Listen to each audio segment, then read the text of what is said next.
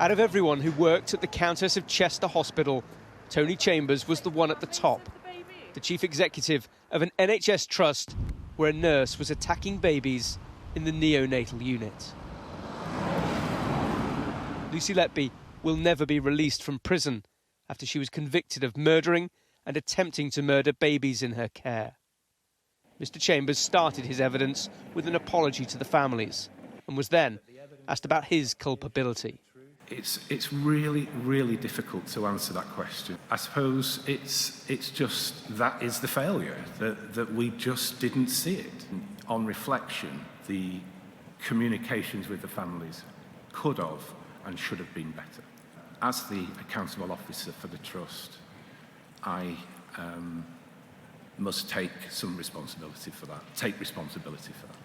When senior consultants first raised their concerns about Lucy Letby in 2016, initial inquiries were inconclusive. 5 months later, Mr Chambers met with the now suspended nurse. He praised her resilience under such scrutiny. Her parents, John and Susan, were in the room. Letby's father was very angry. He was making threats.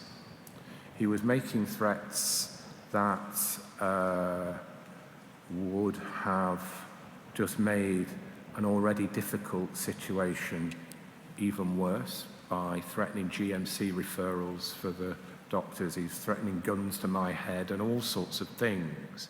Mr Chambers admitted that the threats and aggression did affect some of his decision-making as he tried to placate the Letbys.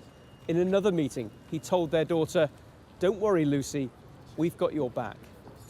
With hindsight, it was one of many regrets. 8 years on, with what we know, and we look at this, these are the kind of things that you know you didn't get right. Mr Chambers said, though, that he stood by his decisions, that he and his colleagues acted in good faith, but mistakes were made, and this inquiry will continue to interrogate them. Tom Parmenter, Sky News, Liverpool.